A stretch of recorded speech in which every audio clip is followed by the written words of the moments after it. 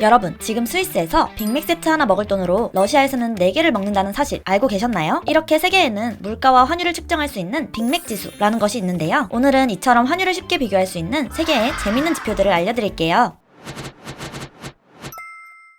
먼저 요즘 오르락내리락 하고 있는 환율. 1,400원대일 때는 진짜 비싸다 이런 생각이 들었다가 요즘 1,300원대로 떨어지니 좀 싼데? 이런 생각이 드시죠? 작년 이맘때까지만 해도 1,200원대였는데 말이죠. 환율은 국제 수지나 금리, 물가부터 외환에 대한 수요와 공급에 따라 변합니다. 심지어 나라별로 재정, 통화 정책까지 환율에 영향을 미칩니다. 굉장히 복잡하고 다양한 요인이 환율을 움직이죠. 움직일 때마다 비싸다, 싸다 라는 말이 매번 나오는데 이런 환율에 과연 적정선이 있을까요? 여기서 말하는 적정선이란 말 그대로 우리나라의 경제 상황에 적합한 환율 수준을 의미합니다. 달러 1,400원은 비싸다고 느끼고 900원은 너무 싸다고 느끼는 것처럼요. 지난 9월 원달러 환율이 13년 6개월 만에 최고치를 기록했었죠. 1,400원대의 환율은 아마 사회초년생분들은 거의 처음 보는 수치가 아니었을까 싶은데요. 물론 매우 높은 환율이긴 하나 당시 아직 원화 가치가 그렇게 저평가 국면에 진입한 것은 아니다 라는 평가와 그래도 상승세는 위험하다 라는 평가가 대립하였습니다. 분명 달러 환율이 높아진 것은 맞는데 저평가 국면에 진입한 것은 아니다라. 무슨 뜻일까요? 바로 실질 실효 환율을 보고 한 말인데요. 원달러 환율 1,400원 이렇게 나타나는